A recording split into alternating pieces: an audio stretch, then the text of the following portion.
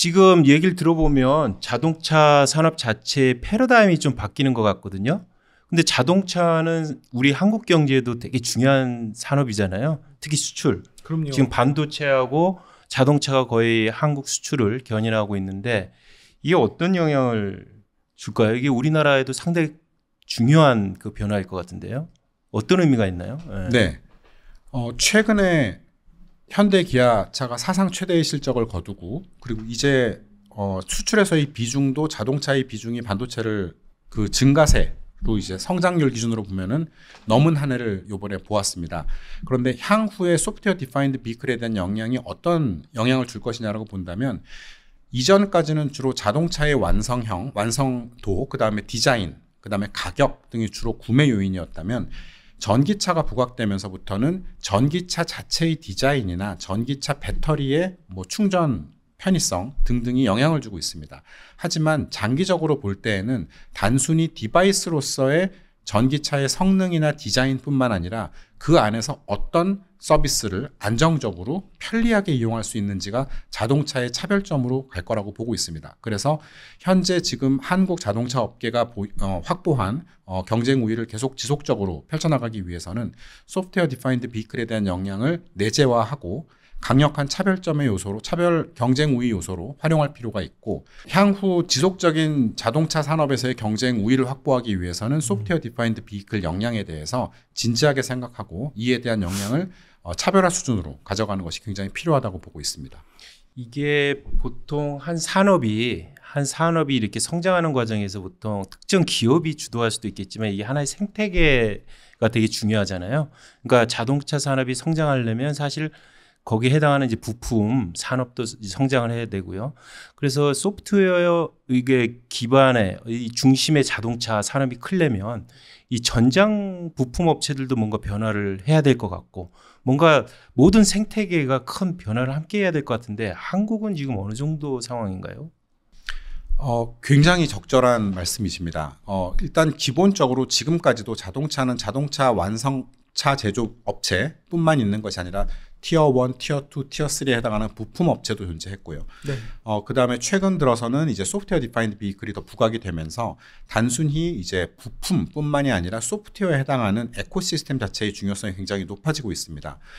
각 OEM별로 동향은 조금씩 다르지만 OS를 확보하려는 노력과 함께 그 위에 올라갈 이제 어플리케이션들, 핸드폰, 모바일, 스마트폰으로 따진다면 iOS, 그 다음에 구글 안드로이드 같은 OS가 있을 때 그 위에 얼마나 많은 어플리케이션이 있는지에 따라서 사용자의 매력도가 좌우되고 있습니다.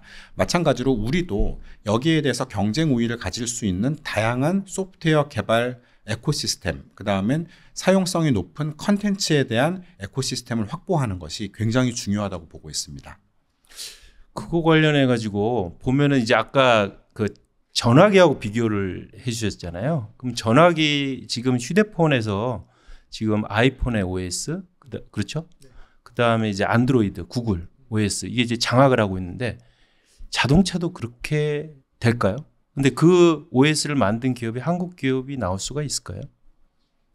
미래에 대해서 말씀드리기는 굉장히 조심스럽지만 몇 가지 가능성이 있습니다. 첫 번째는 테크 기업, 뭐 예를 들면 애플 네. 아니면 우리가 흔히 얘기하는 구글 같은 빅테크 기업이 자동차의 OS 또는 에코시스템의 주요 플랫폼을 장악할 가능성도 있고요. 반대로 대형 OEM들, 특히 그 중에 앞서 있는 것이 현대 기아입니다. 대형 OEM들이 자사의 표준을 가지고 에코시스템을 형성할 가능성도 분명히 존재합니다. 그래서 어느 진영이 어떻게 미래를 정의해 나갈 것인가는 지금 예단하기는 무척 어렵고 변수가 굉장히 많습니다. 이게 전 정말 잘했으면 좋겠는 게 우리가 갤럭시의 가장 아쉬운 점은 그 OS도 좀 삼성의 OS가 장악을 했으면 그러니까. 정말 지금 세계에서 넘버 3 안에 드는 기업이 될 수도 있는 시가총액으로. 근데 저는 현대기아차가 또 어느 수준까지 왔는지가 궁금한 게 현대기아차가 이게 우리나라 자동차 기업들이 이게 만년 저평가, 그 말씀하셨듯이 사상 최대 실적인데 주가는 만년 저평가였어요. 그러다 보니까 지금 밸류업 프로그램의 수혜주로 밸류업 프로그램 대장주인 게 저평가가 좀 해소되면서 올라오고 있거든요. 저퍼주, 저PBR주였는데. 근데 소프트웨어 기업이 되는 순간에 굉장히 고퍼주가 될 수 있어서 엄청난 주가 상승 트리거가 될 수 있는데 잘 할 수 있을까요? 잘할 수 있을까 없을까에 대해서 맞추기는 참 어렵지만 네. 굉장히 판단해 볼 수 있는 긍정적인 움직임들은 많이 있습니다. 소프트웨어 디파인드 비클 영역에서 현대 기아가 굉장히 잘하고 있는 것은 일단 두 가지로 보입니다. 첫 번째는 R&D의 우선순위 자체를 다른 OEM보다는 훨씬 더 기민하게 바꿔나가고 있습니다. 전통적인 이제 기계공학적 자동차를 만들어내는 내연기관 쪽에서의 R&D 조직이 존재하고요. 그 다음에 소프트웨어 디파인드 비클을 전담하고 있는 R&D 조직이 있었습니다. 그 두 조직을 통합해서 자동차 자체를 우리는 소프트웨어 디파인드 비클로 본다라는 선언을 하셨고 실제로 선언에 맞도록 조직 구조 자체도 굉장히 기민하게 개편을 하셨습니다. 이 부분을 볼 때에는 역시나 투자 우선순위에 대한 조정도 이미 일어나고 있고요.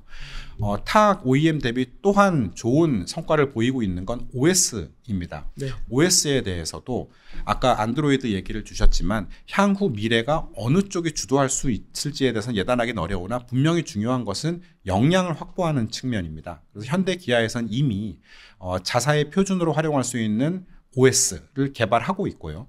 여기에 대해서 초도 모델은 아주 완성도가 높은 초도 모델이 나온 상태에서 계속 개선하고 있는 상황입니다. 이렇게 볼 때 타 경쟁사 대비해선 굉장히 미래가 아직까지는 밝은 형태의 노력을 보여주고 있습니다. 저는 이 되게 중요하다고 생각을 하는 게 스마트폰 시장하고 좀 닮아 있기도 한 것 같아요. 이게 잘할지 못할지는 모르겠으나 이런 거잖아요. 이게 정말 본인의 OS와 본인의 디바이스로 성공을 하면 애플 같은 기업이 될 수 있는 것이고 아니면 OS는 장악을 못해서 빅테크를 써야겠으나 갤럭시처럼 이렇게 정말 디바이스를 장악할 수도 있는 것이고 이도저도 아닌 기업들은 정말 노키아나 모토로라처럼 도태되어 있는 OEM들도 굉장히 많을 수 있지 않을까 그런 생각을 하는데 어떻게 보세요?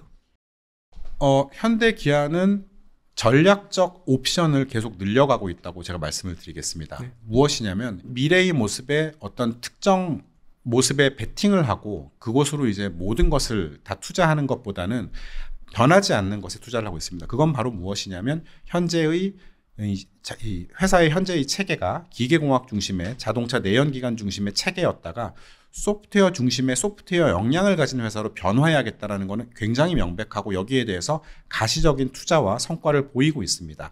하지만 나중에 상황이 어떻게 바뀔지, 즉 빅테크가 주도를 하게 될지 특정 OEM이 주도를 하게 될지 또는 OEM 그룹이 주도할지는 아직은 알 수 없지만 어떤 경우에 미래가 오든지 간에 대비할 수 있는 역량 자체를 확보하는 것에 투자를 하고 있다라는 게 오히려 주목할 만한 사실이라고 보겠습니다. 굉장히 중요한 사실인 것 같아요. 그러니까 어떤 상황이 오더라도 살아남을 수 있는 그런 기업으로 계속 대비를 하고 있지 않나. 얘기 들어보면 SDV 패러다임으로 바뀌면 되게 좋아질 것 같아요.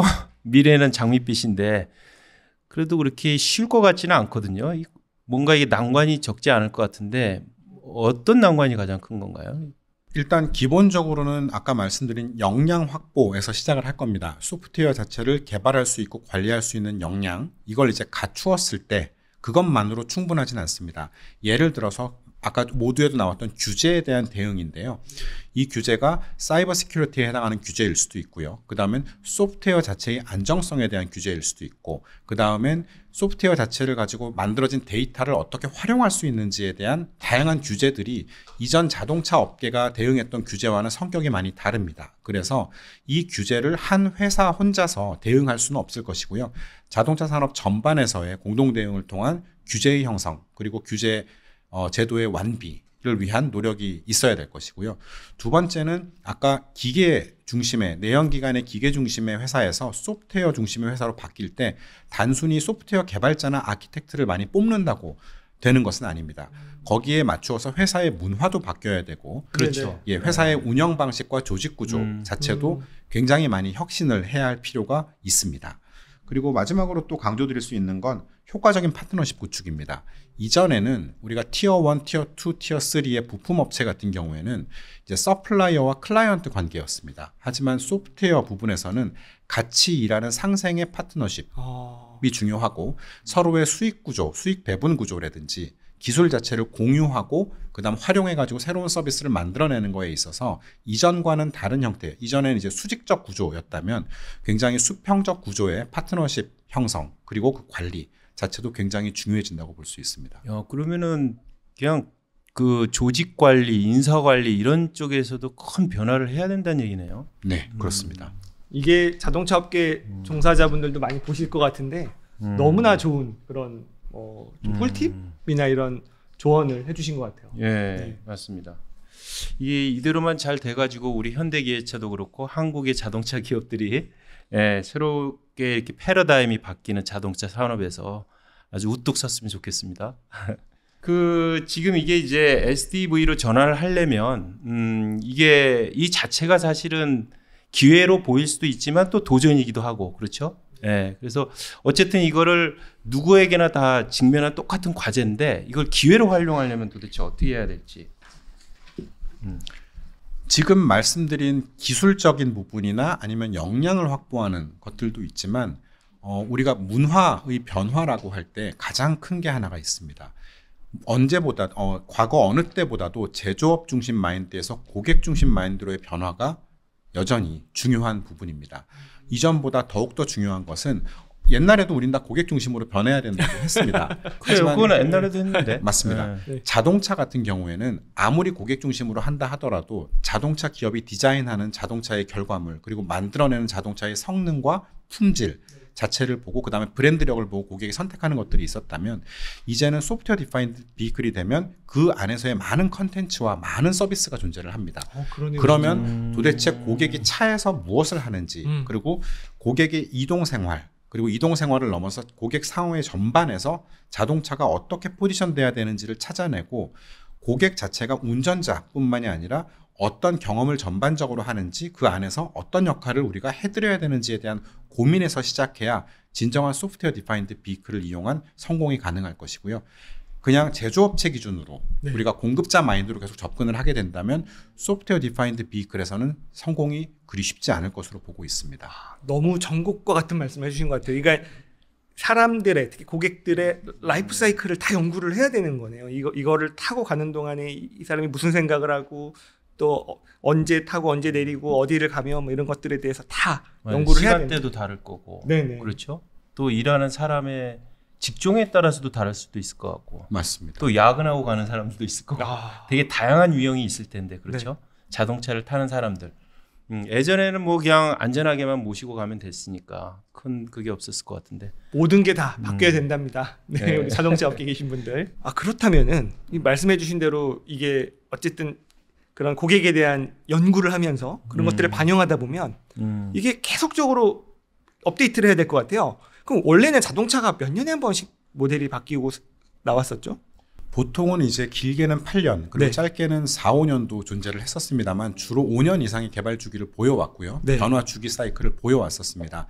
하지만 SDV가 부각되면서 달라지는 거는 우리가 자동차의 개발 주기가 아니라 개발주의의 대상이 달라진다는 겁니다. 즉 차 자체의 개발 주기보다는 어떤 서비스를 더 사용할 수 있는지에 대해서 이전에는 차라는 걸 하나 만들어서 몇 년에 한 번씩 나왔다고 한다면 지금은 그 위에 다양한 서비스들이 존재를 하고 있습니다. 즉 개발 주기를 보는 단위가 서비스 단위로 굉장히 낮아질 거라는 거고요. 그거 자체가 OS 같은 경우에는 개발 주기가 존재할 수는 있습니다. 하지만 이전에 우리가 차의 개발 사이클을 봤다면 즉 자동차 산업의 제품 개발 사이클을 볼 때 차 중심으로 봤다면 지금은 그 단위 자체가 소프트웨어 그리고 개별 서비스 그리고 OS 정도로 개발 주기를 나누어서 봐야 되는 변화가 오히려 더 크게 오고 있습니다. 그러면 우리가 이제 스마트폰 같은 경우는 매년 발표를 하잖아요. 신제품을 발표를 하는데 이제 디바이스는 바뀌지 않더라도 자동차의 경우에 똑같은 모델이더라도 뭔가 이렇게 매년 나오지 않을까요? 그러면은? 네. 이런 형태로 나올 겁니다. 오히려 릴리즈의 형태로 나올 것 같습니다. 지금도 스마트폰을 보시면 스마트폰 그 OS의 업데이트는 정말 수시로 일어납니다. 연단위가 아니라 수시로 일어나지만 우리가 무엇을 제품으로 볼 거냐라고 볼 때에는 아직까지도 디바이스로서의 그 스마트폰 자체를 보죠. 지금 이제 미래 같은 경우는 어떻게 될 것이냐면 물론 아이오닉 5가 나왔고 6가 나왔고 그럼 7이 언제 나올 것이냐라는 관점도 분명 존재하고요. 그것도 전기차 때문에 주기가 짧아지는 거는 맞습니다. 하지만 그것만으로 보는 게 아니라 소프트웨어라는 것들을 더 다양한 디멘전으로 볼 수밖에 없어지는 그러니까 복잡성이 높아지는 걸로 보시는 게 오히려 더 맞을 것 같습니다. 마치 이거 같아요. 이게 나중에는 그 우리 계기판에 그냥 이런 패널 하나만 있게 된다면서요. 그러면은 사실 지금 여러분들은 차를 차를 새로 뽑지 않으면 기능이 그냥 고만고만해요. 처음에 신기하지만 지금 새 차 뽑으시면 근데 그 기능이 확 업그레이드 된다는 거잖아요. 심하게 이제 극단적으로 생각을 해보면 매일매일 다른 차가 될 수도 있습니다. 와, 그게 정말 대단한 것 같습니다. 엄청나네.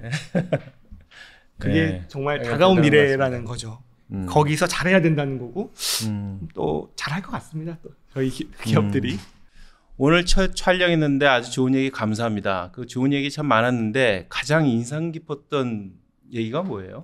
일단 이게 이 SDV로 이제 넘어가는 과정에 있는데 저는 우리 그 자랑스러운 기업들이 굉장히 다방면으로 준비가 많이 돼 있다. 그래서 이 변화하는 미래에 우리 기업들 또 우리나라의 미래가 밝다라는 좀 인상을 받았고요. 너무 오늘 또 깊이 있는 분석해 주셔서 많은 걸 배우고 돌아가는 것 같습니다. 예, 저도 IT 강국이라고 그러잖아요, 우리나라가. 예, 그래서 IT 강국과 우리 지금 현대차 뭐 최대 실적도 내고 그렇다고 그러는데 이 자동차 산업과 잘 융합을 해서 정말 경쟁력 있는 이런 산업으로 성장을 했으면 참 좋겠습니다. 예, 감사합니다. 감사합니다. 예, 오늘 통상 TV 좋아요와 구독 꼭 눌러주시기 바랍니다. 감사합니다.